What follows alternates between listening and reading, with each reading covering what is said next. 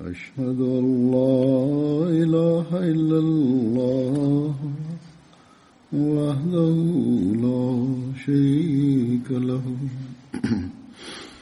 وأشهد أن محمدا عبده ورسوله أما بعد فأعوذ بالله من الشيطان الرجيم بسم الله الرحمن الرحيم الحمد لله رب العالمين الرحمن الرحيم مالك يوم الدين إياك نعبد وإياك نستعين اهدنا الصراط المستقيم صراط الذين أنعمت عليهم غير المغضوب عليهم ولا الضالين إنما يعمر مساجد الله من آمن بالله واليوم الآخر وأقام الصلاة وآتى الزكاة ولم يخش إلا الله فعسى أولئك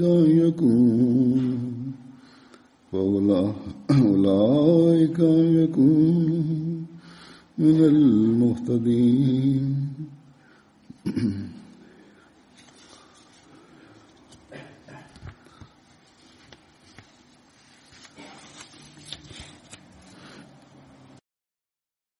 ഒരു ദീർഘകാലത്തിനു ശേഷം അല്ലാഹു ജമാഅത്തെ അഹമ്മദിയ ഫ്രാൻസിന് ഇവിടെ മറ്റൊരു പള്ളി കൂടി നിർമ്മിക്കുവാനുള്ള തൗഫീക്ക് നൽകിയിരിക്കുകയാണ്.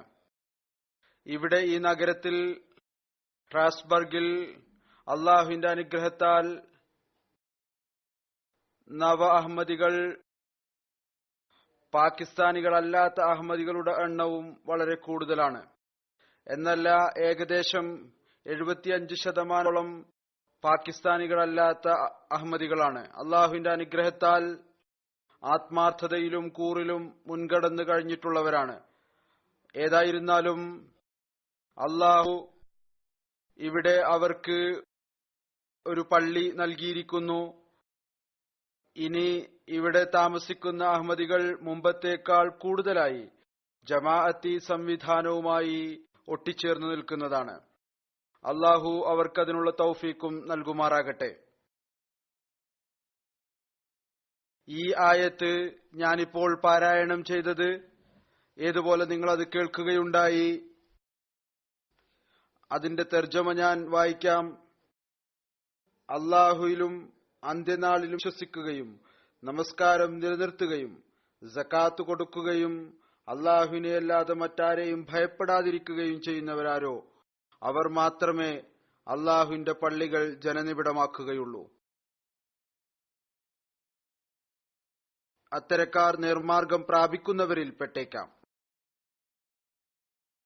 അള്ളാഹു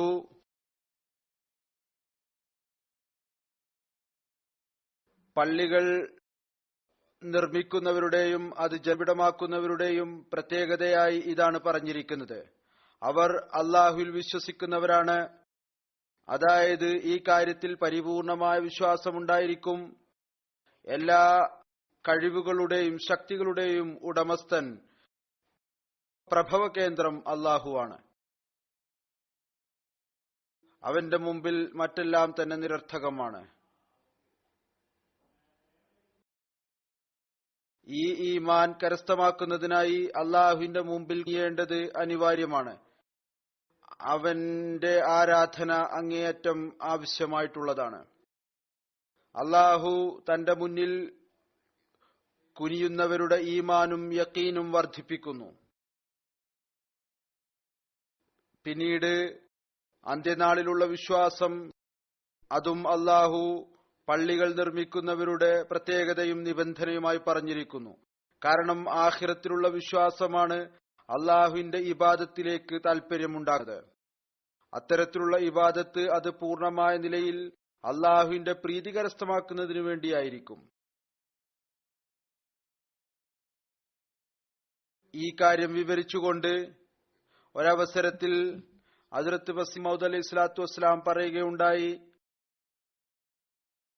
ആഖിറത്തിലുള്ള വിശ്വാസം കൊണ്ടുള്ള പ്രയോജനം ഇതാണ്: ഇത് മുഖേന അള്ളാഹുവിന്റെ മഅരിഫത്ത് കരസ്ഥമാക്കാൻ സാധിക്കുന്നു. യഥാർത്ഥത്തിലുള്ള മഅരിഫത്ത്, യഥാർത്ഥത്തിലുള്ള ഖശിയത്തും അള്ളാഹുവിനോടുള്ള ഭയവും ഇല്ലാതെ കരസ്ഥമാക്കാൻ സാധ്യമല്ല. അവിടുന്ന് പറയുന്നു, ഓർത്തുകൊള്ളുക, ആഖിറത്തിനെ കുറിച്ചുള്ള വസ്വസകൾ ഈമാനെ അപകടത്തിൽപ്പെടുത്തുന്നു.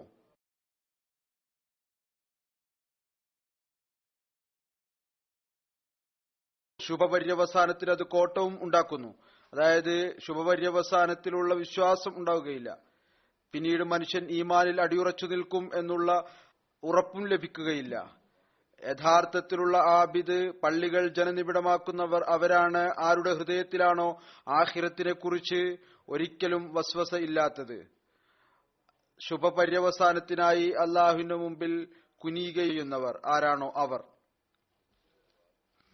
പറയുന്നു, പള്ളികൾ ജനനിബിഡമാക്കുന്നവർ അവരാണ്, അല്ലെങ്കിൽ അവർ പള്ളി നിർമ്മിക്കുന്നത് കൊണ്ടാണ് പ്രയോജനമുള്ളത്. ആരാണോ നമസ്കാരം നിലനിർത്തുന്നത്, ഈ കാര്യത്തിൽ പ്രതിജ്ഞ ചെയ്യുന്നത്, ഞങ്ങൾ ഈ പള്ളി നിർമ്മിച്ചിരിക്കുന്നത് കേവലം ലോകത്തിന് കാണിച്ചു കൊടുക്കാൻ വേണ്ടി മാത്രമല്ല, ഞങ്ങൾക്കും ഒരു പള്ളിയുണ്ട്, മറിച്ച് അതിനെ 5 നേരം ജനനിബിഡമാക്കുക എന്നതാണ് ഞങ്ങളുടെ ജോലി. അള്ളാഹു ഇവിടെ നമസ്കാരം നിലനിർത്തുന്നവർ എന്നാണ് പറഞ്ഞിരിക്കുന്നത്. നിലനിർത്തുക എന്ന് പറഞ്ഞതിന്റെ അർത്ഥം തന്നെ ജമാഅത്തായിട്ട് നമസ്കരിക്കുന്നവർ എന്നുള്ളതാണ്. പിന്നീട് സക്കാത്തിലേക്ക് ശ്രദ്ധ തിരിച്ചിരിക്കുന്നു, ധനത്യാഗത്തിലേക്ക് ശ്രദ്ധ തിരിച്ചിരിക്കുന്നു. പള്ളികൾ ജനനിബിഡമാക്കുന്നവരുടെ ഒരു പ്രത്യേകത ഇതുകൂടിയാണ്. ഈ ഒരു പ്രത്യേകത ഉണ്ടായിരിക്കേണ്ടതാണ്. അതുകൊണ്ട് അള്ളാഹുവിന്റെ ദീനിന്റെ പ്രചാരത്തിനായി അവർ ത്യാഗം ചെയ്യുന്നു. അള്ളാഹുവിന്റെ ദാസരോടുള്ള കടമകളും അവർ നിർവഹിക്കുന്നു. ഇതെല്ലാം തന്നെ അള്ളാഹുവിനോടുള്ള ഭയം അവരുടെ ഹൃദയത്തിൽ വർദ്ധിക്കുന്നതിനു വേണ്ടിയാണ്. അവന്റെ പ്രീതി കരസ്ഥമാക്കുന്നതിനായി നാം പരിപൂർണമായ നിലയിൽ പരിശ്രമിക്കുന്നതിനു വേണ്ടിയാണ്. അള്ളാഹു പറയുന്നു, ഇതെല്ലാം ചെയ്യുന്നവർ തന്നെയാണ് യഥാർത്ഥത്തിൽ അള്ളാഹുവിന്റെ മുന്നിൽ നേർമാർഗം പ്രാപിച്ചവരായത്, അല്ലെങ്കിൽ നേർമാർഗം പ്രാപിച്ചവരിൽ എണ്ണപ്പെടുന്ന ആളുകൾ. അതുകൊണ്ട് നമ്മളെപ്പോഴും ഈ ദുആ ചെയ്തുകൊണ്ടേയിരിക്കേണ്ടതാണ്, അതിനായി പരിശ്രമിക്കുകയും ചെയ്തുകൊണ്ടിരിക്കേണ്ടതാണ്. അള്ളാഹുവിന്റെ മുന്നിൽ കുനിഞ്ഞുകൊണ്ട് ഇപ്രകാരം അർത്ഥിക്കേണ്ടതാണ്: പുതുതായി വരുന്നവരും അതുപോലെ തന്നെ പഴയ അഹമ്മദികളും എന്നല്ല, പഴയ അഹമ്മദികളുടെ ഉത്തരവാദിത്വം കൂടുതലാണ്, പ്രത്യേകിച്ച് പാകിസ്ഥാനിൽ നിന്ന് വന്നവരുടേത്. അവർ ഈ കാര്യത്തിൽ കൂടുതലായി ചിന്തിക്കുക. പുതുതായി വരുന്നവർക്ക് അവർ തങ്ങളുടെ മാതൃകയെ സ്ഥാപിച്ചു കാണിക്കേണ്ടതിന്റെ ആവശ്യമുണ്ട്. നമുക്ക് നമ്മുടെ പള്ളികൾ നിർമ്മിച്ചതിനു ശേഷം ഈ ഒരു ചിന്തയോടുകൂടി തങ്ങളുടെ കർമ്മ അവസ്ഥയെ ഈ നിർദ്ദേശം അനുസരിച്ച് മാറ്റിയെടുത്തുകൊണ്ട് പള്ളികൾ ജനനിബിഡമാക്കുന്നതിനുള്ള തൗഫീക്ക് നൽകിയാൽ, ഞങ്ങളെ നേർമാർഗം പ്രാപിച്ച ആളുകളിൽ നീ ഉൾപ്പെടുത്തിയാലും, തങ്ങളുടെ ബലഹീനതകളും കുറവുകളും കാരണം ഏതൊന്നാണോ അള്ളാഹു പള്ളികൾ ജനനിബിഡമാക്കുന്നവരെ കുറിച്ച് പറഞ്ഞിരിക്കുന്നത്, ആദേശമനുസരിച്ച് പ്രവർത്തിക്കാതെ നാം നമ്മുടെ ഈ ലോകവും പരലോകവും നശിപ്പിച്ചു കളയുന്നവരായി ഒരിക്കലും മാറരുത്.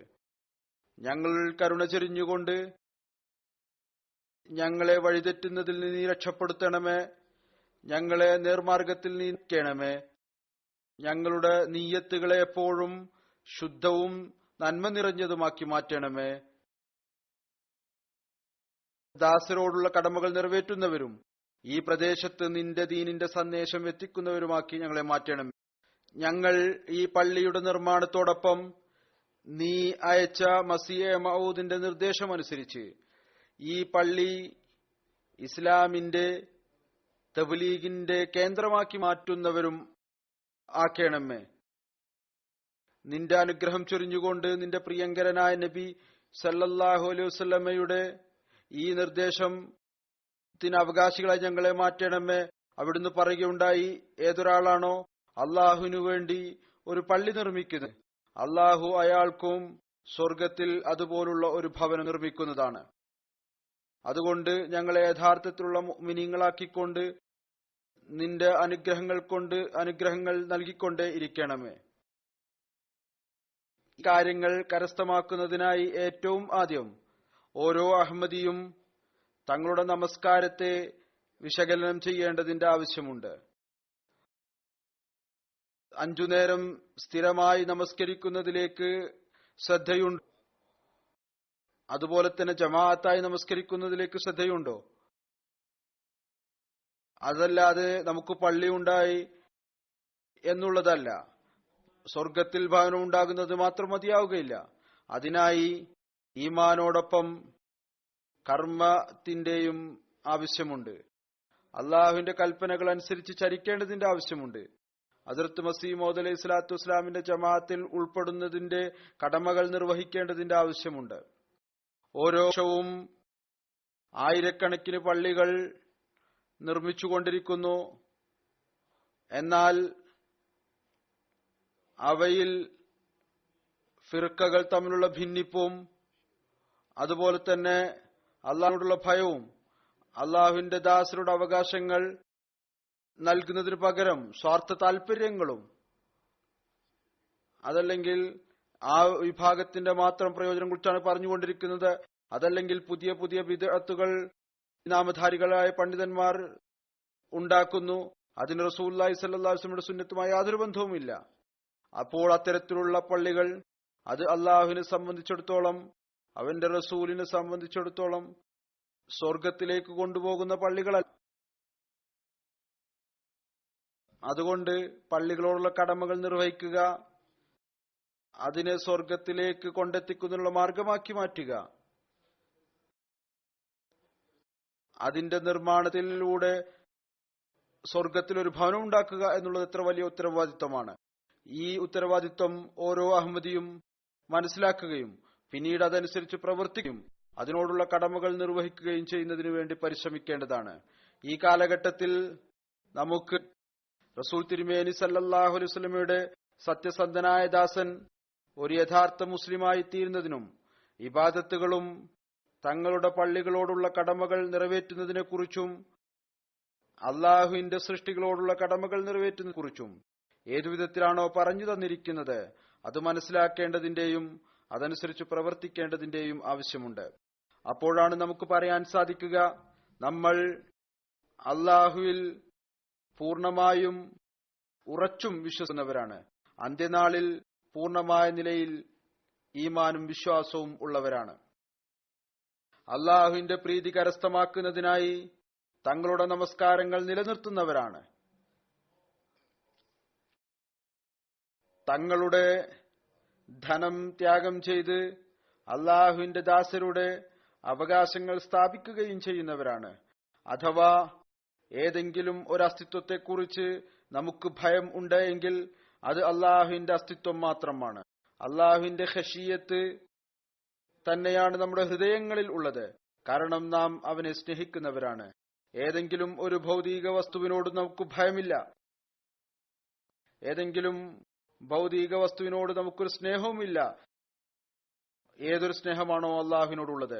നാം നമ്മുടെ ഭൗതിക പ്രയോജനങ്ങൾ നമ്മുടെ ഈമാനും ദീനിനു വേണ്ടി ത്യാഗം ചെയ്യുന്നവരാണ്. ഹസ്രത്ത് മസീഹ് മൗഊദ് അലൈഹി സ്വലാത്തു വസ്സലാം ഒരു യഥാർത്ഥ അഹമ്മദി ആയിത്തീരുന്നതിനും അള്ളാഹുവിന്റെ യഥാർത്ഥ ദാസനായിത്തീരുന്നതിനും വേണ്ടി നമുക്ക് നൽകിയിരിക്കുന്ന ഉപദേശങ്ങൾ, അതിൽ നിന്ന് ചിലത് ഞാൻ സമർപ്പിക്കാം. ഹസ്രത്ത് അഖ്ദസ് മസീഹ് മൗഊദ് അലൈഹി സ്വലാത്തു വസ്സലാം പറയുന്നു, അള്ളാഹു എത്രത്തോളം കഴിവുകളാണോ നൽകിയിട്ടുള്ളത്, കൈകൾ, കാലുകൾ, കണ്ണ് മുതലായവ അത് പാഴാക്കിക്കളയുന്നതിനു വേണ്ടി നമുക്ക് നൽകിയതല്ല. അതിന്റെ ശരിയായതും അനുവദനീയവുമായ ഉപയോഗം തന്നെയാണ് അതിന്റെ വളർച്ച എന്ന് പറയുന്നത്. അതിന്റെ വളർച്ച എങ്ങനെയാണ് ഉണ്ടാകുന്നത്? അതിന്റെ അനുവദനീയമായ ഉപയോഗത്തിലൂടെ. തെറ്റായ രീതിയിൽ അത് ഉപയോഗിക്കരുത്. അതുകൊണ്ടാണ് ഇസ്ലാം പൗരുഷ ശക്തിയെ അല്ലെങ്കിൽ കണ്ണിനെ എടുത്തുകളയുക എന്ന അധ്യാപനം നൽകിയിരിക്കുന്നത്. മറിച്ച് അത് അനുവദനീയമായ നിലയിൽ ഉപയോഗിക്കുകയും ആത്മാവിന്റെ ശുദ്ധീകരണം നടത്തുകയും ചെയ്യുക എന്നതാണ് പറഞ്ഞത്. കണ്ണുകൊണ്ട് ദുർനോട്ടം നടത്തണം എന്നല്ല, അതുകൊണ്ട് കണ്ണെടുത്തു കളയുക എന്നുമല്ല, മറിച്ച് അത് ശരിയായ നിലയിൽ ഉപയോഗിക്കുകയാണ് ചെയ്യേണ്ടത്. അല്ലെങ്കിൽ ലൈംഗിക ശക്തികൾ ഇല്ലായ്മ ചെയ്യുക എന്നല്ല, അതൊരു പ്രധാനപ്പെട്ട കാര്യമല്ല, മറിച്ച് അതിനെ ശുദ്ധീകരിക്കുക, പരിശുദ്ധമായ നിലയിൽ അതിനെ ഉപയോഗിക്കുക എന്നുള്ളതാണ് യാഥാർത്ഥ്യം. പറയുന്നു ഖദ് അഫ്ലഹൽ മിനൂൻ. ഈ വിധത്തിൽ തന്നെ ഇവിടെയും വിവരിച്ചിരിക്കുന്നു. മുത്തക്കിയുടെ ജീവിതത്തിന്റെ ചിത്രം വരച്ചിട്ട് അവസാനം ഫലം എന്ന നിലയിൽ പറയുന്നു ഉലൈക ഹുമുൽ മുഫ്ലിഹൂൻ. മുത്തക്കിയുടെ ജീവിത ചിത്രം വരച്ചിടുന്നു ഖദ് അഫ്ലഹൽ മുഅ്മിനൂൻ, എന്നിട്ട് പറയുന്നു ഉലൈക ഹുമുൽ മുഫ്ലിഹൂൻ. അതായത് അവർ ആരാണോ തഖ്വയിൽ ചരിക്കുന്നത്, അദൃശ്യകാര്യങ്ങൾ വിശ്വസിക്കുന്നത്, നമസ്കാരം ഇടയ്ക്ക് ഇടറിപ്പോകുന്നു, വീണ്ടും അതിനെ നിലനിർത്തുന്നു, അതായത് വിവിധ ചികൾ നമസ്കാരത്തിൽ വരുന്നു, വീണ്ടും അള്ളാഹുവിലേക്ക് ശ്രദ്ധ തിരിക്കുന്നു, അള്ളാഹു നൽകിയതിൽ നിന്ന് ചിലവ് ചെയ്യുകയും ചെയ്യുന്നു, അള്ളാഹു നൽകിയ അനുഗ്രഹങ്ങളിൽ നിന്ന് അവർ ചിലവ് ചെയ്യുന്നു. പറയുന്നു ആത്മാവിന്റെ അപകടമുണ്ടായിട്ടും ചിന്തിക്കാതെ കഴിഞ്ഞതും ഇപ്പോഴുള്ളതുമായ എല്ലാ ദൈവിക ഗ്രന്ഥങ്ങളിലും വിശ്വസിക്കുകയും ചെയ്യുന്നു. അള്ളാഹു പറയുന്നു എല്ലാ ഗ്രന്ഥങ്ങളും വിശ്വസിക്കുക, അതുകൊണ്ട് വിശ്വസിക്കുന്നു. അവസാനം അവർ യക്കീന്റെ തലയെ എത്തിച്ചേരുന്നു. ഇവർ തന്നെയാണ് ആളുകൾ ആരാണ് നേർമാർഗത്തിൽ നിലകൊള്ളുന്നത്. അവർ അത്തരത്തിലുള്ള ഒരു നിരത്തിലാണ്, അത് നേരെ പോയിക്കൊണ്ടിരിക്കുകയാണ്. അതിലൂടെ മനുഷ്യൻ വിജയം വരെ ചെന്നെത്തുന്നു. ഇവർ തന്നെയാണ് വിജയം വരിക്കുന്നവർ. ആരാണോ ലക്ഷ്യം വരെ എത്തിച്ചേരുന്നത്, വഴികളിലെ അപങ്ങളിൽ നിന്ന് മോചനം നേടിയിരിക്കുന്നതും ഇവർ തന്നെയാണ്. വീണ്ടും പറയുന്നു അതുകൊണ്ട് തന്നെ തുടക്കത്തിൽ അള്ളാഹു തഖ്വയുടെ അധ്യാപനം നൽകിക്കൊണ്ട് അത്തരത്തിലുള്ള ഒരു ഗ്രന്ഥം അവർക്ക് നൽകിയിരിക്കുന്നു. അതിൽ തഖ്വയെക്കുറിച്ചുള്ള ഉപദേശമാണുള്ളത്. അതുകൊണ്ട് നമ്മുടെ ജമാഅത്ത് ഈ ദുഃഖത്തെ മറ്റെല്ലാ ഭൗതിക ദുഃഖങ്ങളെക്കാളും കൂടുതലായി തങ്ങളുടെ ജീവിതത്തിൽ കാണേണ്ടതാണ്. അതായത് അവരിൽ തഖ്വയുണ്ടോ അതോ ഇല്ലേ. മനുഷ്യരെങ്ങനെയാണ് നോക്കാൻ സാധിക്കുക അവനിൽ തഖ്വ ഉണ്ടോ അതോ ഇല്ലേ എന്ന്? അതിനെ വിശദീകരിച്ചുകൊണ്ട് തഖ്വ ഉണ്ടോ അതോ ഇല്ലേ എന്നതിനെ കുറിച്ച് വിശദീകരിച്ചുകൊണ്ട് അവിടുന്ന് പറയുന്നു അള്ളാഹുവിന്റെ വചനങ്ങളിൽ കാണാൻ സാധിക്കുന്നു ആരാണ് മുത്തക്കി, ആരാണോ ദരിദ്ര മനോഭാവത്തോടും വിനയത്തോടും കൂടി ചരിക്കുന്നത്, വളരെയധികം നൈർമല്യം ഉണ്ടായിരിക്കും, വിനയവും അവരിൽ ഉണ്ടാകും. അവർ അഹങ്കാര മനോഭാവത്തോടു കൂടി സംസാരിക്കുകയില്ല, അവരിൽ അഹങ്കാരം അല്പം പോലും ഉണ്ടാവുകയില്ല. അവരുടെ സംസാരം അത്തരത്തിലായിരിക്കും ഏതുപോലെ ചെറിയവൻ വലിയവനോട് സംസാരിക്കുന്നുവോ. പറയുന്നു നമുക്ക് എല്ലാ അവസ്ഥകളിലും അതാണ് ചെയ്യേണ്ടത്. ഏതൊന്നു മുഖേനയാണോ നമ്മുടെ വിജയം ഉണ്ടാകുന്നത്. അള്ളാഹു ആരുടെയെങ്കിലും പക്ഷക്കാരനല്ല. പൂർണമായ തഖ്വയാണ് അവൻ ആഗ്രഹിക്കുന്നത്. ആരാണോ തഖ്വ ചരിക്കുന്നത് അയാൾ ഉന്നതമായ തലത്തിൽ എത്തിച്ചേരുന്നതാണ്. റസൂൽ തിരുമേനി സല്ലല്ലാഹു അലൈഹി വസല്ലം അല്ലെങ്കിൽ ഹസ്രത്ത് ഇബ്രാഹിം അലൈഹിസ്സലാം ആരും തന്നെ അനന്തരാവകാശം എന്ന നിലയിൽ ആദരവ് നേടിയവരായിരുന്നില്ല. നമ്മുടെ വിശ്വാസം ഇതാണ്. റസൂൽ തിരുമേനി സല്ലല്ലാഹു അലൈഹി വസല്ലമയുടെ വന്യപിതാവ് അബ്ദുള്ള മുശ്രിക്കായിരുന്നില്ല. എന്നാൽ അവൻ അദ്ദേഹത്തിന് നുബുവത്ത് നൽകിയില്ല. മറിച്ച് ഇത് അള്ളാഹു അനുഗ്രഹമായിരുന്നു. ആ ആത്മാർത്ഥത കാരണം ഏതൊന്നാണോ അദ്ദേഹത്തിന്റെ പ്രകൃതത്തിൽ ഉണ്ടായിരുന്നത് റസൂൽ തിരുമേനി സല്ലല്ലാഹു അലൈഹി വസല്ലമയുടെ, ഇത് തന്നെയാണ് അനുഗ്രഹത്തിന്റെ പ്രേരക ശക്തി.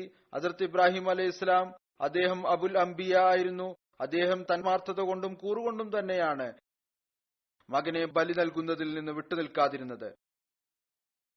സ്വയം അഗ്നിയിൽ വീഴ്ത്തപ്പെട്ടു. നമ്മുടെ നേതാവും യജമാനരുമായ റസൂലുള്ളാഹി സ്വല്ലല്ലാഹു അലൈഹി വസല്ലമയുടെ ആത്മാർത്ഥതയും കൂറും നോക്കുക.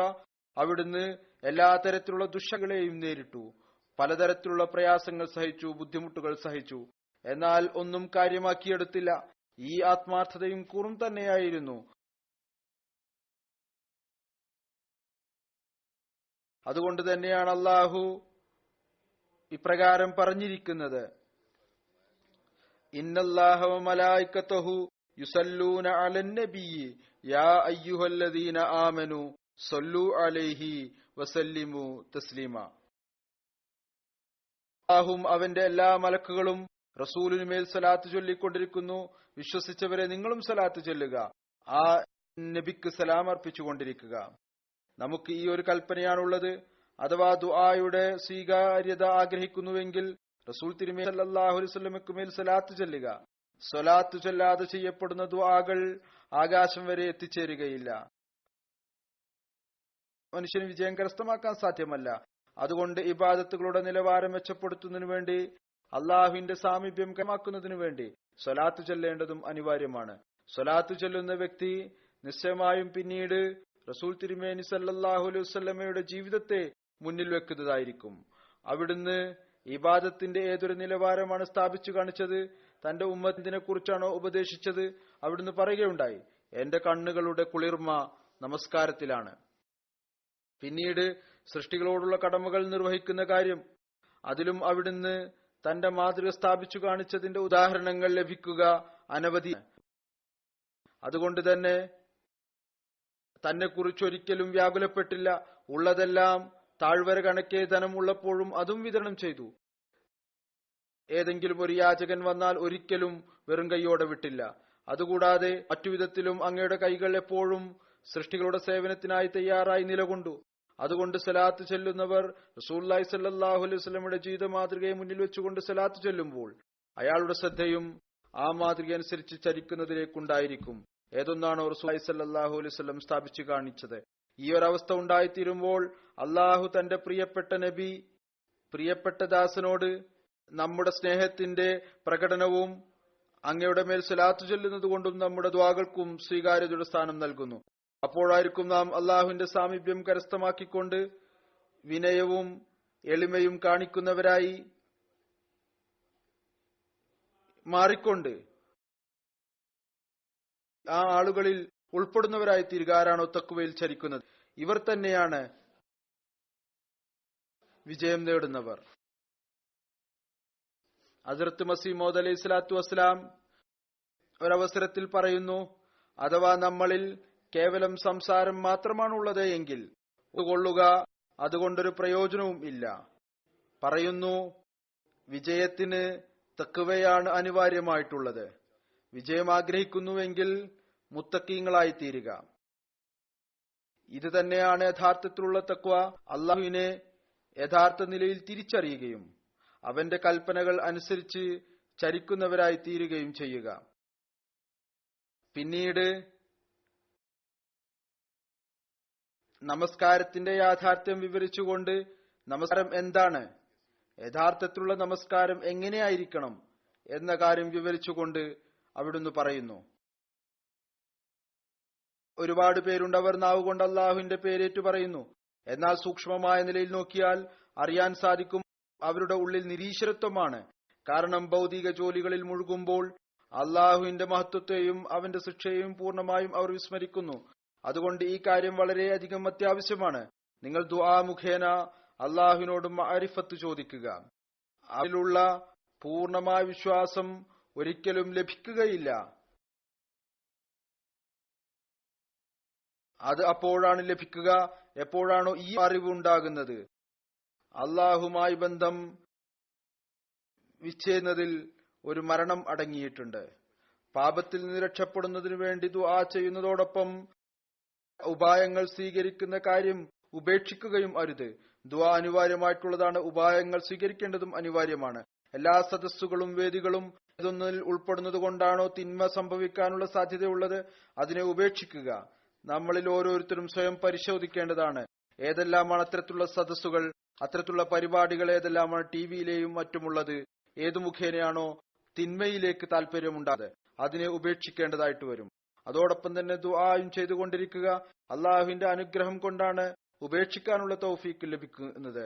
അതുകൊണ്ട് അവനോട് ദുആയും ചെയ്തുകൊണ്ടിരിക്കുക. നല്ലവണ്ണം അറിഞ്ഞുകൊള്ളുക, വിധി മുഖേന മനുഷ്യനുണ്ടാകുന്ന ആപത്തുകൾ ഏതുവരെ അള്ളാഹുവിന്റെ സഹായം ഉണ്ടാകുന്നില്ലയോ അതുവരെ അതിൽ നിന്ന് മോചനം ലഭിക്കുകയില്ല. നമസ്കാരം 5 നേരം അനുഷ്ഠിക്കപ്പെടുന്നു. അതിലും ഈ ഒരു സൂചനയാണുള്ളത്. അഥവാ അത് ശരീരേച്ഛയുടെ നിന്നും ആലോചനകളിൽ നിന്നും അതിനെ സുരക്ഷിതമായി വെച്ചില്ല എങ്കിൽ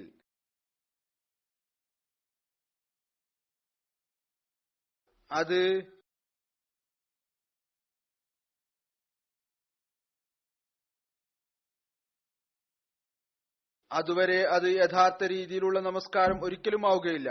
നമസ്കാരത്തിന്റെ അർത്ഥം കുത്തിമറിയുകയും ആചാരവും രീതിയും എന്ന നിലയിൽ അനുഷ്ഠിക്കുകയും ചെയ്യുക എന്നത് ഒരിക്കലുമല്ല. നമസ്കാരം എന്നത് ഹൃദയം അനുഭവിച്ചുകൊണ്ട് ആത്മാവ് ഉരുകി ഭയാനകമായ അവസ്ഥയിൽ ദൈവസമക്ഷം വീണുപോകുന്നതിന്റെ പേരാണ്. കഴിയുന്നിടത്തോളം വേദനയോടുകൂടി അനുഷ്ഠിക്കാൻ വേണ്ടി പരിശ്രമിക്കുക, ഉള്ളൊരുക്കത്തോടുകൂടി അർത്ഥിക്കുക. അഹങ്കാരവും പാപവും ഏതൊന്നാണോ ആത്മാവിന്റെ അന്തരാളങ്ങളിൽ ഉള്ളത് അത് ദൂരീകരിക്കണം. ഇത്തരത്തിലുള്ള നമസ്കാരങ്ങളാണ് അനുഗ്രഹീതമായി തീരുന്നത്.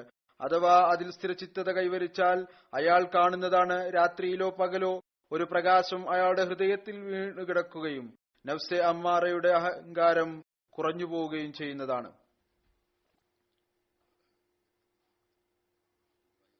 തിന്മയിലേക്ക് കൊണ്ടുപോകുന്ന ആത്മാവ് അത് മെല്ലെ മെല്ലെ ഇല്ലാതായിത്തീരുന്നു. ഏതുപോലെ സർപ്പത്തിൽ ഒരു കൊലയാളി വിഷം കുടികൊള്ളുന്നുവോ അതുപോലെ നഫ്സെ അമ്മാറയിലും ഒരു കൊലയാളി വിഷമുണ്ട്. ആരാണോ അതിനെ സൃഷ്ടിച്ചത് അവന്റെ പക്കൽ തന്നെയാണ് അതിനുള്ള ചികിത്സയുമുള്ളത്.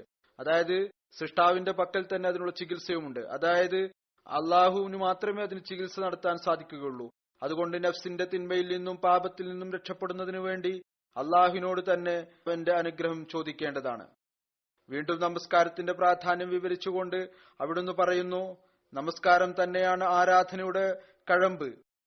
അതുകൊണ്ട് എപ്പോഴും ഓർത്തുകൊള്ളുക, നമസ്കാരം കൂടാതെ അല്ലെങ്കിൽ അള്ളാഹു പറഞ്ഞു തന്ന രീതി കൂടാതെ ഇബാദത്തിന്റെ കടമ നിർവഹിക്കപ്പെടുക തന്നെയില്ല. നമസ്കാരത്തിൽ ചില നിർബന്ധ കാര്യങ്ങളുമുണ്ട്, ചില നിബന്ധനകളുമുണ്ട്. അത് പൂർത്തിയാക്കേണ്ടതും അനിവാര്യമാണ്. നമസ്കാരത്തിൽ ഈ കാര്യം ഓർത്തിരിക്കേണ്ടതും അനിവാര്യമാണ്. ഞാൻ മര്യാദയോടുകൂടി അള്ളാഹുവിന്റെ മുന്നിലാണ് നിൽക്കുന്നത്. വിനയമുണ്ടാകണം, പൂർണ്ണമായ നിലയിൽ മുഴുകണം, അവന്റെ അനുഗ്രഹത്തെ ചോദിക്കണം. ഈ അവസ്ഥയുടെ വിശദീകരണം നൽകിക്കൊണ്ട് ഹദ്റത്ത് മസീഹ് മൗഊദ് അലൈഹി സ്വലാത്തു വസ്സലാം പറയും, ഒരിക്കൽ ഞാൻ ചിന്തിച്ചു, സ്വലാത്തിലും ദുആയിലും എന്താണ് വ്യത്യാസം? ഹദീസ് ഷരീഫിൽ വന്നിരിക്കുന്നു, അസ്സലാത്തു ഹിയ്യദ് ദുആ, അസ്സലാത്തു മഖുൽ ഇബാദ. അതായത് നമസ്കാരം തന്നെയാണ് ദുആ. നമസ്കാരം ഇബാദത്തിന്റെ കാമ്പാണ്. മനുഷ്യന്റെ ദുആ കേവലം ഭൗതിക കാര്യങ്ങൾക്ക് വേണ്ടി മാത്രമാണ് എങ്കിൽ അതിന്റെ പേര് സലാത്ത് എന്നല്ല. മനുഷ്യൻ ദുആ ചെയ്യുന്നു, പള്ളികളിൽ നമസ്കാരത്തിനായി വരുന്നു, 5 നേരം നമസ്കരിക്കാൻ തുടങ്ങുന്നു, വളരെയധികം ദുആ ചെയ്യുന്നു, വളരെയധികം കരയുന്നു. അതിൽ തന്നെ ചില ഭൗതിക പ്രശ്നങ്ങൾ ഉണ്ട് എങ്കിൽ മാത്രമാണ് എങ്കിൽ പറയുന്നു. അഥവാ ഭൗതിക പ്രശ്നങ്ങൾക്ക് വേണ്ടി മാത്രമാണ് നമസ്കരിക്കുന്നത് എങ്കിൽ അതിന് സലാത്ത് എന്ന് പറയുകയില്ല. എന്നാൽ മനുഷ്യൻ അള്ളാഹുവിനെ കാണാൻ ആഗ്രഹിക്കുന്നുവെങ്കിൽ, അവന്റെ പ്രീതിയെ മുന്നിൽ വെക്കുമെങ്കിൽ, വിനയവും എളിമയും അങ്ങേയറ്റം മുഴുകിയ നിലയിലും അള്ളാഹുവിന്റെ സമക്ഷം നിന്നുകൊണ്ട് അവന്റെ പ്രീതി അന്വേഷിക്കുകയാണ് എങ്കിൽ, തന്റെ ആവശ്യങ്ങൾ ചോദിക്കുക മാത്രമല്ല ചെയ്യുന്നത്, മറിച്ച് അള്ളാഹുവിന്റെ പ്രീതിയാണ് ചോദിക്കുന്നത് എങ്കിൽ അപ്പോഴാണത് സ്വലാത്തായി വരുന്നത്. ദുആയുടെ യാഥാർത്ഥ്യം ഇതാണ്. അത് മുഖേന അള്ളാഹുവിനും മനുഷ്യനും ഇടയിൽ ബന്ധം വർദ്ധിക്കണം. ഇത് തന്നെയാണ് ദുആ. ഈ ദുആ തന്നെയാണ് അള്ളാഹുവിന്റെ സാമീപ്യം കരസ്ഥമാനുള്ള മാർഗവും മനുഷ്യനെ ബുദ്ധിരഹിതമായ കാര്യങ്ങളിൽ നിന്ന് മാറ്റുന്നതും ഇതുതന്നെയാണ്. യഥാർത്ഥ കാര്യം ഇതാണ്, മനുഷ്യൻ ദൈവപ്രീതി കരസ്ഥമാക്കുക. അതിനുശേഷം മനുഷ്യന്റെ ഇഷ്ടമാണ് അവൻ തന്റെ ഭൗതിക കാര്യങ്ങൾക്ക് വേണ്ടിയും ദുആ ചെയ്യുക. ആദ്യം അള്ളാഹുവിന്റെ പ്രീതി കരസ്ഥമാക്കുന്നതിന് ദുആ ചെയ്യുക, പിന്നീട് ഭൗതിക കാര്യങ്ങൾ നിറവേറ്റുന്നതിന് വേണ്ടിയും ദുആ ചെയ്യുക. അതും അള്ളാഹുവിന്റെ അനുഗ്രഹം കൊണ്ടാണ് ലഭിക്കുക. അതിനുവേണ്ടിയും ദുആ ചെയ്യുക. ഇത് വെക്കുവാനുള്ള കാരണം ചില സമയത്ത് ഭൗതികമായ പ്രയാസങ്ങൾ ദീനീ കാര്യത്തിന് തടസ്സമായി നിൽക്കുന്നു. പ്രത്യേകിച്ച് വഞ്ചനയുടെയും വക്രതയുടെയും ഈ കാലഘട്ടത്തിൽ ഇത് വഴിതെറ്റലിന് കാരണമായി മാറുന്നു. ഭൗതിക കാര്യങ്ങൾ വഴിതെറ്റലിന് കാരണമായി മാറും. അതുകൊണ്ട് ആദ്യം അള്ളാഹുമായിട്ട് ബന്ധം സ്ഥാപിക്കുക, പിന്നീട് ഭൗതിക കാര്യങ്ങൾക്ക് വേണ്ടിയും ദുആ ചെയ്യുക. പറയുന്നു, സ്വലാത്ത് എന്നുള്ള വാക്ക് വേദനാനിർഭരമായ അർത്ഥത്തിലേക്ക് സൂചന നൽകുന്നു. ഏതുപോലെ അഗ്നിയിൽ നിന്ന് ജ്വലനം ഉണ്ടാകുന്നു, അതുപോലെ ഒരു നീറ്റ വായിൽ ഉണ്ടായിരിക്കേണ്ടതാണ്. അത്തരത്തിലുള്ള അവസ്ഥയിൽ എത്തിച്ചേരുമ്പോൾ അത് മരണത്തിന്റെ അവസ്ഥ പോലെയാണ്. അപ്പോൾ അതിന്റെ പേരാണ് സ്വലാത്ത് എന്നുള്ളത്. ഇതാണ് നമസ്കാരത്തിന്റെ യഥാർത്ഥത്തിലുള്ള അവസ്ഥ. അത് കരസ്ഥമാക്കുന്നതിന് നാം പരിശ്രമിക്കേണ്ടതിന്റെ ആവശ്യം. അള്ളാഹു നമുക്കതിനുള്ള തൗഫീക്ക് നൽകുമാറാകട്ടെ. മറ്റൊരു സ്ഥലത്ത് ഹദ്റത്ത് മസീഹ് മൗഊദ് അലൈഹി സ്വലാത്തു വസ്സലാം ഈ കാര്യം വിശദീകരിക്കുകയുണ്ടായി. ഓർത്തുകൊള്ളുക, അഥവാ ഈമാന്റെ വാദം ഉണ്ടെങ്കിൽ നമസ്കാരം അനുഷ്ഠിക്കേണ്ടതും അനിവാര്യമാണ്. 3 നേരം അല്ലെങ്കിൽ 4 നേരം നമസ്കരിച്ച് ഏതുപോലെ ചിലർ ചെയ്യുന്നു. പിന്നീട് ഈമാന്റെ വാദം ഉണ്ടെങ്കിൽ അത് തെറ്റാണ്. കാരണം ഈമാന്റെ അടിവേര് നമസ്കാരത്തിലാണ്. ഏതൊന്നിന്റെ അടിവേര് തന്നെയോ അത് പൊള്ളയായ ഒരു വൃക്ഷം പോലെയാണ്. അതിനെ ചെറിയ ഒരു കാറ്റുപോലും നിലത്ത് വീഴ്ത്തുന്നതാണ്. അവിടുന്ന് പറയുന്നു, ഏതുപോലെ വളരെയധികം വെയിലിന് ശേഷം ആകാശത്ത് മേഘം വ്യാപിക്കുന്നു, മഴയുടെ സമയം വന്നെത്തുന്നു, അതുപോലെ തന്നെ മനുഷ്യദ്വായും ഒരു ഈമാനിക ഉഷ്ണം ഉണ്ടാക്കുന്നു, പിന്നീട് അത് പ്രാവർത്തികമാകുന്നു. നമസ്കാരം എന്ന് പറയുന്നത് അതിൽ നീറ്റലും ഉള്ളുരുക്കവും കൊണ്ട് മര്യാദപൂർവ്വം മനുഷ്യൻ അള്ളാഹുവിന്റെ സമക്ഷത്തിൽ നിൽക്കുന്നു. മനുഷ്യൻ ദാസനായിക്കൊണ്ട് കാണിക്കുമ്പോൾ അള്ളാഹുവിന്റെ അസ്തിത്വവും നിരാശയനാണ്. അവനും ഒരു വിലയും ഉണ്ടായിരിക്കുകയില്ല. ഓരോ സമുദായവും അതുവരെ മാത്രമേ നിലനിൽക്കുകയുള്ളൂ ഏതുവരെയാണോ അതിൽ അള്ളാഹുലേക്കുള്ള ശ്രദ്ധ നിലനിൽക്കുന്നത്. ഈമാന്റെ അടിവേരും നമസ്കാരമാണ്. ചില വിഡ്ഢികൾ പറയുന്നു, അള്ളാഹുവിന് നമ്മുടെ നമസ്കാരത്തിന്റെ ആവശ്യം തന്നെ എന്താണ്? പറയുന്നു, ഓ വിഡ്ഢികളെ, അള്ളാഹുവിന് യാതൊരു ആവശ്യവുമില്ല. എന്നാൽ നിങ്ങൾക്കതിന്റെ ആവശ്യമുണ്ട്. നിങ്ങൾക്കാണ് നമസ്കാരത്തിന്റെ ആവശ്യമുള്ളത്. അള്ളാഹു നിങ്ങളിലേക്ക് ശ്രദ്ധിക്കണം. അള്ളാഹുവിന്റെ ശ്രദ്ധ കൊണ്ട് മുടങ്ങിയ എല്ലാ ജോലികളും ശരിയായി തീരുന്നതാണ്. നമസ്കാരം ആയിരക്കണക്കിന് തെറ്റുകളെ ഉന്മൂലനം ചെയ്യുന്നു. ദൈവസാമീപ്യം കരസ്ഥമാക്കുന്നതിനുള്ള മാർഗം കൂടിയാണത്. നമസ്കരിക്കുക എന്നതും കൊണ്ട് ദൈവസാമീപ്യം ലഭിക്കുന്നു, തെറ്റുകൾ മാപ്പാക്കപ്പെടുന്നു, മുടങ്ങിയ ജോലികൾ ശരിയായിത്തീരുന്നു. എന്നല്ല, നല്ല നീയത്തോടുകൂടി പള്ളിയിൽ വരുന്നവർ, ഇരുന്ന് നമസ്കാരത്തിന് കാത്തിരിക്കുന്നവരെ കുറിച്ച് റസൂൽ തിരുമേനി സല്ലല്ലാഹു അലൈഹി വസല്ലം പറയുന്നു, ഏതുവരെ നമസ്കാരത്തിന് വേണ്ടി നമസ്കാരം അനുഷ്ഠിക്കുന്നതിന് വേണ്ടി കാത്തിരുന്ന് ഒരാൾ പള്ളിയിൽ ഇരിക്കുന്നത് അയാൾ നമസ്കാരത്തിൽ മുഴുകിയതായിട്ടാണ് കണക്കാക്കുക. പള്ളിയിൽ ഇരുന്ന് ദൈവസ്മരണയിൽ മുഴുകിയാണെങ്കിൽ അയാൾ നമസ്കാരത്തിലാണെന്ന് കണക്കാക്കുക. മലക്കുകൾ അയാളുടെ സലാത്ത് ചൊല്ലുന്നതായിരിക്കും. മലക്കുകൾ പറയുന്നു, അള്ളാഹുവെ, ഇദ്ദേഹത്തിന് നീ കരുണ ചൊരിഞ്ഞാലും ഇദ്ദേഹത്തിന് പുറത്തു കൊടുത്താലും ഇദ്ദേഹത്തിന്റെ സൗബയെ സ്വീകരിച്ചാലും എത്രമാത്രം വലിയ പ്രതിഫലമാണ് പള്ളിയിൽ വന്ന് നമസ്കരിക്കുന്നവർക്ക്. പിന്നീട് നമസ്കരിക്കുന്നതിന് മാത്രമല്ല, മറിച്ച് നമസ്കാരത്തിനായി കാത്തിരിക്കുന്നതിനും പ്രതിഫലം ലഭിക്കുന്നു. മലക്കുകൾ അയാൾക്ക് വേണ്ടി ദുആ ചെയ്യുന്നു. അത്തരത്തിലുള്ള കാരുണ്യവാനായ അള്ളാഹുവിനോടുള്ള കടമകൾ നിർവഹിക്കുന്നതിന് നാം എത്രത്തോളം വ്യലചിത്തരായിക്കൊണ്ട് പരിശ്രമിക്കേണ്ടതുണ്ട്. 5 നേരവും പള്ളിയിൽ വന്ന് അതിനെ ജനനിബിഡമാക്കാൻ പരിശ്രമിക്കേണ്ടതാണ്. ഈ കാര്യം വിവരിച്ചുകൊണ്ട്, അതായത് മതത്തിന്റെ ഉദ്ദേശം ഒരു ഐക്യം ഉണ്ടാക്കുക എന്നുള്ളതാണ്, ഒരു സമുദായവും ഒരു സമൂഹവുമാക്കി മാറ്റുക എന്നുള്ളതാണ്. ഇതിൽ അവിടുന്ന് പറയുന്നു, അള്ളാഹുവിന്റെ ഉദ്ദേശം ഇതാണ്, എല്ലാ മനുഷ്യരെയും ഒരു മനുഷ്യനെ പോലെ ആക്കി തീർക്കുക. അതിന്റെ പേര് വഹദത്തെ ജംഹൂരി എന്നാണ്. അതിൽ ഒരുപാട് മനുഷ്യർ ഒരു മനുഷ്യന്റെ കൽപ്പനയിൽ ഗണിക്കപ്പെടുന്നതാണ്. ഒരുപാട് പേർ കൂടിച്ചേർന്നാലും ഒരു മനുഷ്യനെ പോലെ ആയിരിക്കും. മതം കൊണ്ടുള്ള ഉദ്ദേശവും ഇതുതന്നെയാണ്. തസ്ബീഹ് മാലയിലെ മണികൾ പോലെ വഹദത്തെ ജംഹൂരിയുടെ ഒരു ചരടിൽ എല്ലാവരും കോർത്തിണക്കപ്പെടുക. ജമാഅത്തായിട്ടുള്ള നമസ്കാരം അനുഷ്ഠിക്കപ്പെടുന്നത് അതും ഈ ഒരു ഐക്യത്തിന് വേണ്ടിയാണ്. അങ്ങനെ മുഴുവൻ നമസ്കാരക്കാരെയും ഒരസ്തിത്വമായി ഗണിക്കുക. പരസ്പരം കൂടിച്ചേർന്നുകൊണ്ടുള്ള കൽപ്പന നൽകാനുള്ള കാരണം, ആരിലാണോ കൂടുതൽ പ്രകാശമുള്ളത് അയാൾ മറ്റു ബലഹീനരിൽ അത് നൽകിക്കൊണ്ട് അവർക്ക് ശക്തി നൽകുക. ഏതുവരെ എന്നാൽ ഹജ്ജ് പോലും ഇതുകൊണ്ടാണ്. ഈ വഹദത്തെ ജംഹൂരിയെ ഉണ്ടാക്കുന്നതിനും നിലനിർത്തുന്നതിനും വേണ്ടിയാണ്. അതിന്റെ ആരംഭം ഈ വിധത്തിലാണ് അള്ളാഹു തുടങ്ങിയത്. ആദ്യം ഈ ഒരു കൽപ്പന നൽകി, ഓരോ മഹലിലുള്ളവരും 5 നേര നമസ്കാരം ജമാഅത്തായിക്കൊണ്ട് മഹലിലെ പള്ളികളിൽ വെച്ച് നമസ്കരിക്കുക. അങ്ങനെ സ്വഭാവപരമായ മാറ്റം പരസ്പരം ഉണ്ടാക്കുന്നതിന് വേണ്ടിയും പ്രകാശം കൂടിച്ചേർന്ന് ബലഹീനതയെ ദൂരീകരിക്കണം. പരസ്പരം പരിചയപ്പെട്ടുകൊണ്ട് സ്നേഹം ഉണ്ടാകണം. പരിചയം വളരെ നല്ല ഒരു കാര്യമാണ്, കാരണം അത് മുഖേന സ്നേഹം വർദ്ധിക്കുന്നു.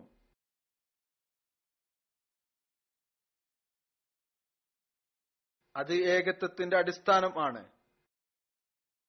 ഏതുവരെ എന്നാൽ പരിചയമുള്ള ശത്രു പരിചയമില്ലാത്ത ഒരാളെക്കാൾ നല്ലതാണ്. കാരണം അന്യരാജ്യങ്ങളിൽ മുട്ടുമ്പോൾ പരിചയം കാരണം ഹൃദയത്തിൽ സ്നേഹം ജനിക്കുന്നു. ഇതിനുള്ള കാരണം വിദ്വേഷം എന്നത് താൽക്കാലിക കാര്യമാണ്. അത് ദൂരീകരിക്കപ്പെടുന്നു. പിന്നീട് പരിചയം മാത്രം അവശേഷിക്കുന്നു. പിന്നീട് രണ്ടാമത്തെ കൽപ്പന ഇതാണ്: വെള്ളിയാഴ്ച ദിവസം ജാമ്യ മസ്ജിദിൽ എല്ലാവരും ഒരുമിക്കണം. കാരണം ഒരു നഗരത്തിലെ ആളുകൾ എല്ലാ ദിവസവും ഒരു സ്ഥലത്ത് ഒരുമിച്ച് കൂടുക എന്ന് പ്രയാസകരമായിരിക്കും. അതുകൊണ്ട് ഈ ഒരു നിർദ്ദേശമാണ് നഗരത്തിലെ എല്ലാവരും ആഴ്ചയിൽ ഒരിക്കൽ ഒരുമിച്ച് കൂടിക്കൊണ്ട് ഐക്യവും ഉണ്ടാക്കുക. ഇവിടെ ദൂരം കൂടുതലാണെങ്കിലും വാഹനങ്ങളുടെ സൗകര്യമുണ്ട്. വാഹനങ്ങളുള്ളവർ പള്ളിയിൽ ദിവസം വരിക എന്നത് അത്ര ബുദ്ധിമുട്ടുള്ള ഒരു കാര്യം ഒന്നുമല്ല. വരാൻ സാധിക്കുന്നതാണ്. വരാനുള്ള നിയ്യത്തുണ്ട് എങ്കിൽ പള്ളികൾ ജനനിബിഡമാക്കാൻ വേണ്ടി വരാൻ സാധിക്കുന്നതാണ്. എന്നാൽ അഥവാ ആളുകൾ വളരെയധികം ദൂരത്തിലാണ് താമസിക്കുന്നതെങ്കിൽ, നിർബന്ധിതാവസ്ഥ ഉണ്ട് എങ്കിൽ ജുമാക്ക് നിർബന്ധമായും വരേണ്ടതാണ്. അവസാനം എന്നെങ്കിലും എല്ലാവരും ഒന്നായി മാറാണ്. പിന്നീട് വർഷത്തിൽ ഒരിക്കൽ 2 ഈദുകളുടെ കൽപ്പനയും ഉണ്ട്. ഗ്രാമത്തിലെയും നഗരത്തിലെയും ആളുകൾ ഒരുമിച്ച് നമസ്കരിക്കുക. അങ്ങനെ സ്നേഹവും പരിചയവും വർദ്ധിച്ച് ഐക്യമുണ്ടാക്കുന്നതിനു വേണ്ടി. പിന്നീട് അതുപോലെ മുഴുവൻ ലോകത്തിന്റെയും സമ്മേളനത്തിനായി ഒരു ദിവസം മുഴുവൻ ആയുസ്സിലും നിശ്ചയിച്ചിരിക്കുന്നു. മക്കയിലെ മൈതാനത്ത് എല്ലാവരും ഒരുമിച്ച് കൂടുക.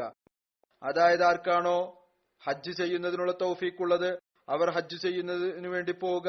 ചുരുക്കത്തിൽ അള്ളാഹു ഈ വിധത്തിൽ ഉദ്ദേശിക്കുന്നു: പരസ്പരമുള്ള സ്നേഹവും ബന്ധവും വർദ്ധിക്കണം. പിന്നീട് അവിടുന്ന് തന്റെ എതിരാളികളെ കുറിച്ച് പറയുന്നു: അവർക്ക് ഈ കാര്യത്തെക്കുറിച്ചുള്ള അറിവില്ല. ഇസ്ലാമിന്റെ അധ്യാപനങ്ങൾ എപ്രകാരം ഉള്ളതാണ് എന്ന്. ഇസ്ലാമിന്റെ എതിരാളികൾക്ക് അവർക്ക് അറിവ് തന്നെയില്ല. ആരാണോ ഇബാദത്തുകളെ കുറിച്ച് ആരോപണം ഉന്നയിക്കുന്നത്, 5 നേര ഇബാദത്തിന്റെ ലക്ഷ്യം എന്താണ്, ഒരാഴ്ചയിലുള്ള ഇബാദത്തിന്റെ ലക്ഷ്യം എന്താണ്, ഈദുകളുടെയും മറ്റു ഇബാദത്തുകളുടെയും ഉദ്ദേശം എന്താണ്, അവിടുന്ന് പറയുന്നു ഇതാണ് ഇബാദത്തിന്റെ ഫിലോസഫി, ഇതിനെ ഓർത്തിരിക്കേണ്ടതാണ്. പറയുന്നു അള്ളാഹുവിന്റെ കൽപ്പനകളിൽ നിന്ന് അവധിയും അതിൽ നിന്ന് പൂർണ്ണമായ നിലയിൽ മുഖം തിരിക്കുക എന്നത് ഒരിക്കലും സാധ്യമല്ല. പറയുന്നു ഇസ്ലാമിന്റെ ഫിലോസഫി എത്രമാത്രം ഉറച്ചതാണ്. ഭൗതിക ഭരണാധികാരികളിൽ നിന്ന് നിർദ്ദേശിക്കുന്ന കൽപ്പനകളിൽ ഒരുപക്ഷെ മനുഷ്യൻ എപ്പോഴും അലസനായിരിക്കും. എന്നാൽ അള്ളാഹുവിന്റെ കൽപ്പനകളിൽ അലസത, അതിൽ നിന്ന് പൂർണ്ണമായി മുഖം തിരിക്കൽ സാധ്യമേ അല്ല. ഏത് മുസ്ലിമാണ് അത്തരത്തിലുള്ളത്? ഏറ്റവും ചുരുങ്ങിയത് പെരുന്നാൾ നമസ്കാരങ്ങൾ നമസ്കരിക്കാത്തവരായുള്ളത്. ഈ എല്ലാ സമ്മേളനങ്ങളുടെയും പ്രയോജനം ഇതാണ്: ഈ ഒരു പ്രകാശം മറ്റൊരാളിൽ സ്വാധീനം ചെലുത്തി അയാൾക്ക് ശക്തി പകരുന്നു. പരസ്പരം കൂടിക്കലരുമ്പോൾ ഏതായിരുന്നാലും സ്വാധീനമുണ്ട്. എന്നാൽ ഇത് അവരെ കുറിച്ചുള്ളതാണ് തികച്ചും ഈമാനിൽ ബലഹീനരായിട്ടുള്ളവരിൽ. എന്നാൽ യഥാർത്ഥ ഈമാൻ ഇതാണ്: 5 നേരവും നമസ്കാരത്തിനായി പള്ളിയിൽ വരിക. അള്ളാഹു നിങ്ങൾക്ക് ഈ ഒരു പള്ളി നൽകിയിരിക്കുന്നു.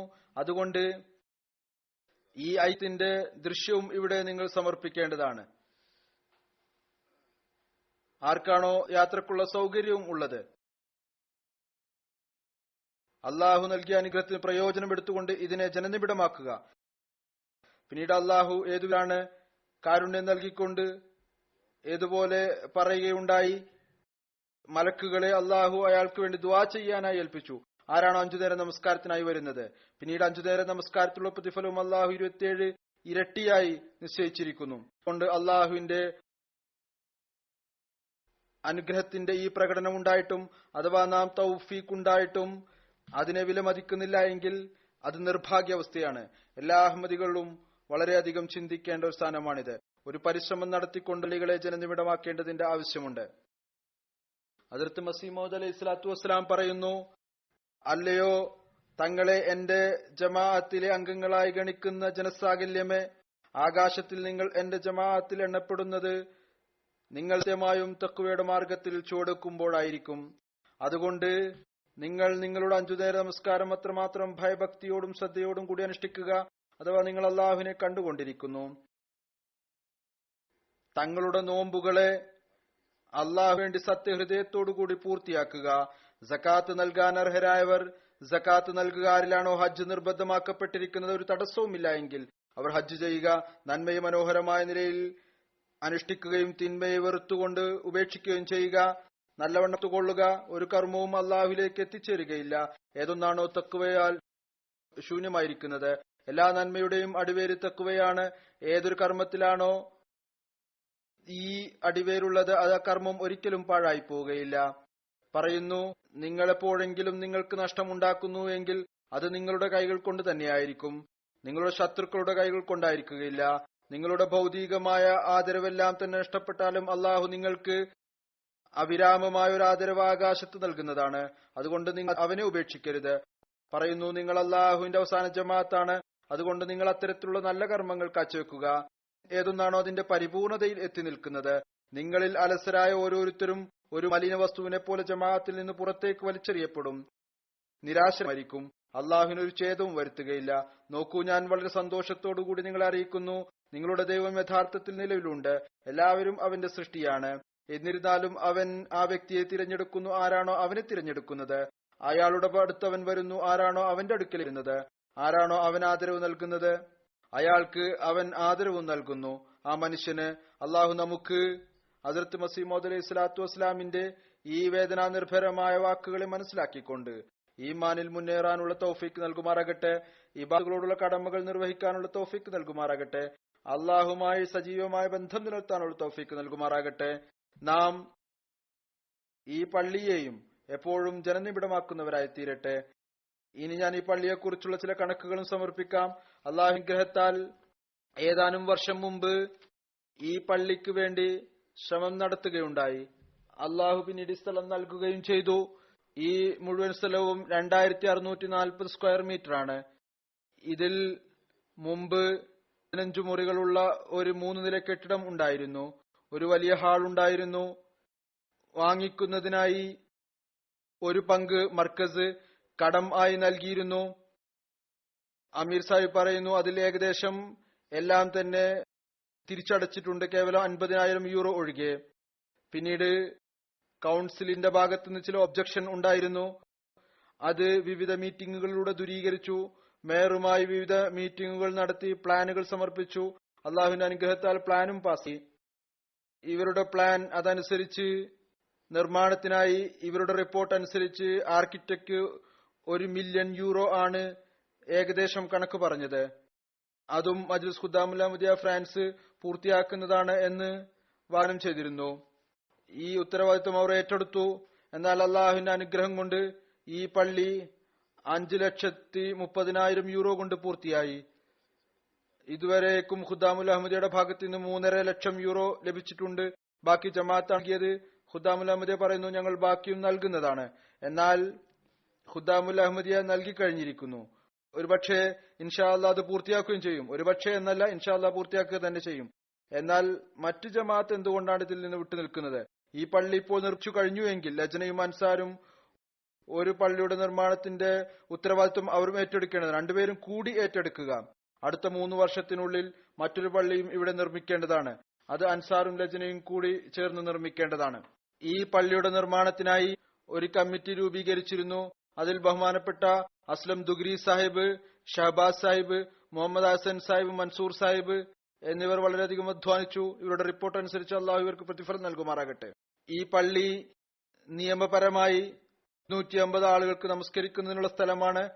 കൗൺസിൽ അവരുടെ കാൽക്കുലേഷൻ നടത്തിയതനുസരിച്ചാണിത്. 50 വാഹനങ്ങൾ പാർക്ക് ചെയ്യുന്നതിനുള്ള സ്ഥലവും ഉണ്ട്. ജമാഅത്തിന്റെ ഒരു ഓഫീസുണ്ട്, ലജ്നയുടെ ഓഫീസും ഉണ്ട്. സ്ത്രീകൾക്കും പുരുഷന്മാർക്കും ലൈബ്രറി ഉണ്ട്. അതുപോലെ തന്നെ ഒരുപാട് റൂമുകളും ഉണ്ട്. വലിയ കവേർഡ് പാർക്കിംഗ് ഹാൾ ആണ്. എമർജൻസി ആവശ്യങ്ങൾ ഉണ്ടായാൽ അവിടെയും 125 ആളുകൾക്ക് നമസ്കരിക്കാൻ സാധിക്കും. ഇതിനു മുമ്പുള്ള കെട്ടിടം അതിൽ 15 റൂമുകൾ ഉണ്ട്. അതിനെ രണ്ടാമതും അറ്റകുറ്റം നടത്തി നിർമ്മിച്ചു. ഇതും ഇപ്പോൾ ഉപയോഗിക്കാം. ഈ പള്ളി ട്രാസ്ബർഗ് നഗരത്തിൽ നിന്ന് ഏകദേശം 15 കിലോമീറ്റർ ദൂരത്തിലാണ്. ഇത് അത്തരത്തിലുള്ളൊരു ദൂരമല്ല. എത്തിച്ചേരാൻ, നമസ്കാരക്കാർക്ക് എത്തിച്ചേരാൻ ബുദ്ധിമുട്ടുള്ള, നമസ്കാരക്കാർക്ക് വരാൻ സാധിക്കാത്ത തരത്തിലുള്ള ദൂര വളരെ എളുപ്പത്തിൽ വരാൻ സാധിക്കുന്നതാണ്. പള്ളിയുടെയും ഹാളിന്റെയും കവേർഡ് ഏരിയ 303 സ്ക്വയർ മീറ്ററാണ്. ഇതിൽ മുറബി ഹൌസുമുണ്ട്, 4 മുറികളുള്ള ഗസ്റ്റ് ഹൌസും ഉണ്ട്.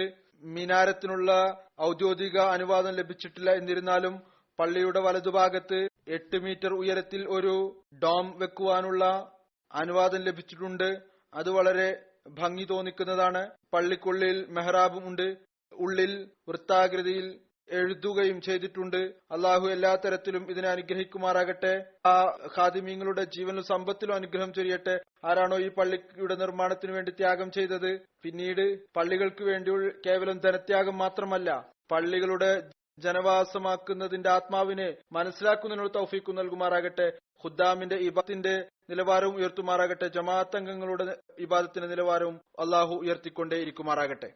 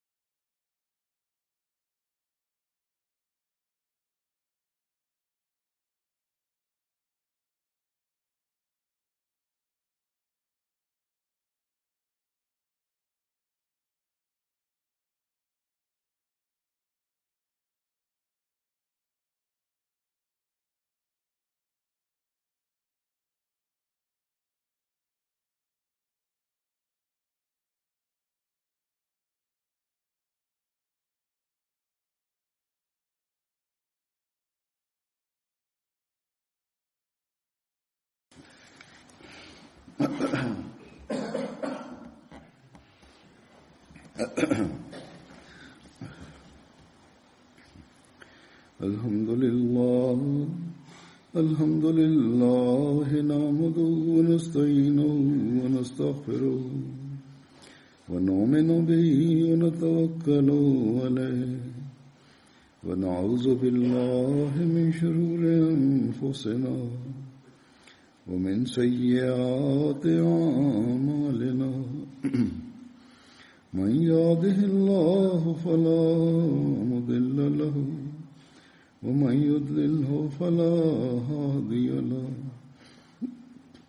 ونشهد أن لا إله إلا الله ونشهد أن محمدا عبده ورسوله عباد الله رحمكم الله إن الله يأمر بالعدل والإحسان وإيتاء ذي القربى وينهى عن الفحشاء والمنكر والبغي يعظكم لعلكم تذكرون اذكروا الله يذكركم وادعوه